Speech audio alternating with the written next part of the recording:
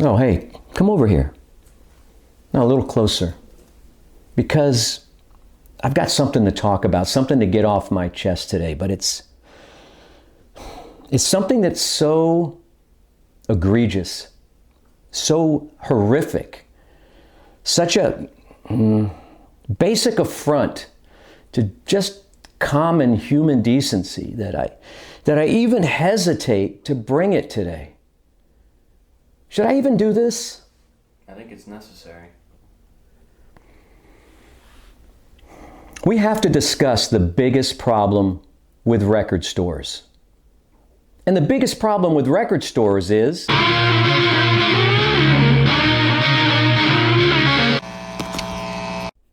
no public restrooms. We've all seen those three little words. They're up on the glass right there on the front door. No public restrooms. We're going to debate it and discuss it today. But right now, I need to tell you, I'm Bob, and you are in the United States of Analog, and you could do me a huge favor.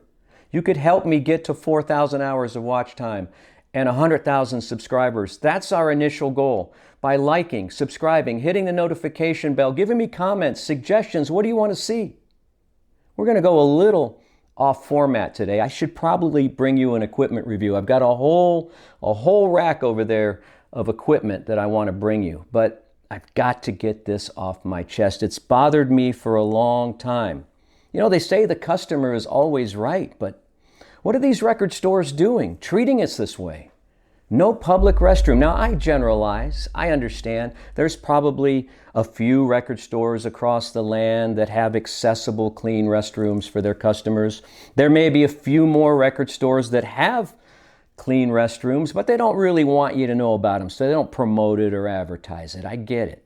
I get it. But as I've journeyed across this land from coast to coast and visited record stores in Chicago and on the West Coast and New York and Texas, I've noticed this to be a trend. And I'll have a personal story a little bit later on to kind of prove all this, and maybe a little bit of a solution. But I get it. I can put myself in the shoes of a record store owner who has to deal with shrinkage. Shrinkage means shoplifting. I think that's the number one reason they don't want to open up their restrooms to the customer. Shrinkage. Now, you know, when you really think about it, shoplifting and stealing music in particular started way before Napster even. It was back in the days of smaller formats, especially like cassettes and CD players and mini disc. You remember the mini disc? Look, I've got a mini disc. There's a blast from the past.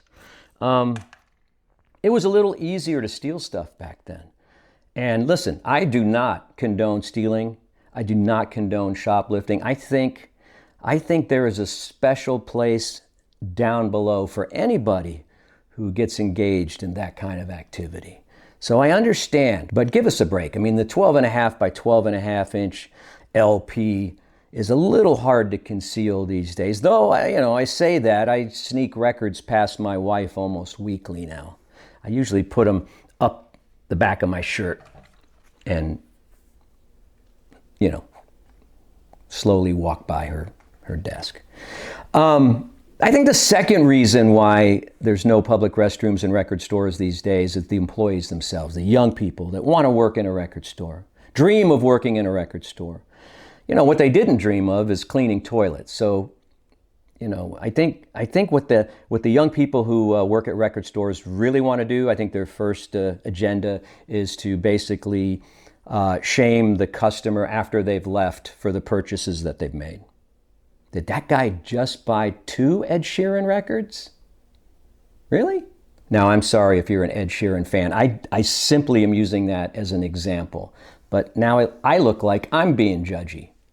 Anyway, I think those are the 2 reasons. Lack of help, lack of employees that are willing to do that kind of work, and number one was shrinkage. Why is this something that I think about? Because ever since I was a little kid, and I'm going to get real personal here, ever since I was a little kid, I've had this kind of Pavlov's dog kind of reaction to retail shopping, particularly stuff I'm interested in, books, equipment, music, I remember when I was in elementary school, a bookmobile used to come to our school, and it was this bus that had all these paperbacks, and you know, your mom would give you a few bucks, and you'd go buy some books and bring them home. And I remember as soon as I got in there and started browsing, I'd get what I would call the pee-pee dance, you know, where I've got to go. There's something about browsing, there's something about record shopping, there's something about going to a hi-fi store that gets something going. I'm not a scientist here, I'm not a doctor, I don't know what it is. But it's like this Pavlov's dog reaction. Do you know what Pavlov, do you know who he was? I don't either. But he had a dog and the dog had a reaction. And that's carried over my whole life. And it really detracts from the experience of shopping, particularly for the things that I love. Now, I'll tell you a story. And this happened somewhere toward the end of the pandemic. I had a few days off from work. I talked to my wife, like, where do we want to go? You know, she didn't know, I didn't know. We had to do a turn and burn, 3-4 days, whatever. I go, well, I've been watching this guy in Phoenix. I'm not going to say his name or the record store. I don't want to embarrass him. I love this place. But I said, I want to go to this record store. And if I'm lucky, maybe the owner will be there and I can introduce myself and meet him and I'll buy a bunch of records and it'll be an amazing experience. And so we end up going to Phoenix for the express sole purpose of going to this record store. Well, we stayed at a nice resort, got a massage, all that stuff. So on the morning, it was a Saturday morning, and I know the store opened at 11 o'clock. I think it's actually in Scottsdale, and you know the one I'm talking about. He's a pretty big YouTuber. He's a really big YouTuber. I don't have anything to eat all morning. I don't have a sip of water because I know what's going to happen. No public restrooms when I go to that record store. And I want to spend my time. I want to spend a good hour in it. I know what's going to happen. I don't have anything to eat. I literally don't have a sip of anything to drink. My buddy, Mark, who's part of a band called the Dusty Rambler Project in Scottsdale, check him out if you go to Scottsdale. Yeah, he drove us to the record store, and I go in, and I see the owner. I see this famous guy, right?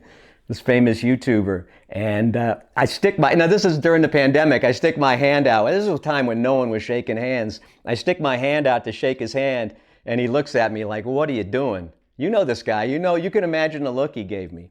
And then I explained who I was, and I'd been on a radio show in Austin for 30 years, and how I was a big fan, and he was nonplussed. Let me tell you, he couldn't care less about any of my story. And I got in, I started browsing.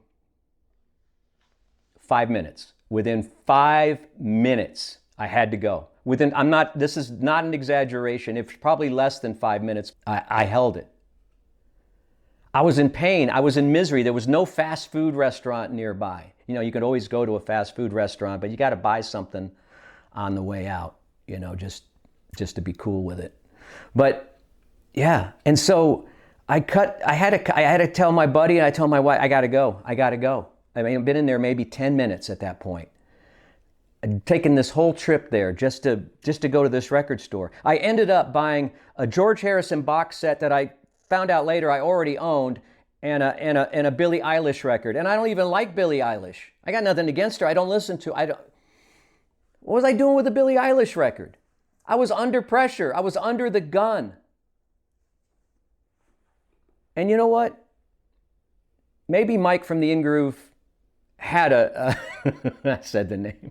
Maybe he had a restroom, I just had to ask. Maybe if I'd made a purchase of $200 or more, he would have let me use the employee restroom. I don't know, I never asked because I'm afraid to ask, because sometimes when you ask, there is a restroom, but they give you the key, but it's chained to like a 18-inch car rim. You know, and then you got to carry that around, everybody knows, blah, blah, blah. Now listen, I am a grown-ass, healthy, youngish American male. I don't have any particular issues. It's only when I shop.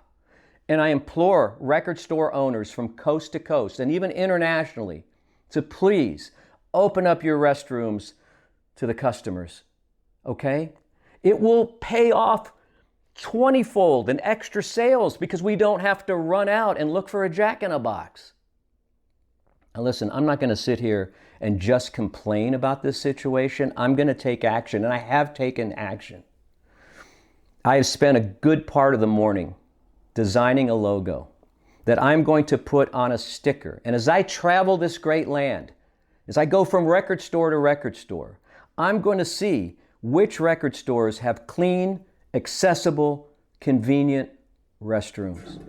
And I'm going to award those record stores with this logo on a sticker that says, United States of Analog, rock and roll certified. There's the logo right there.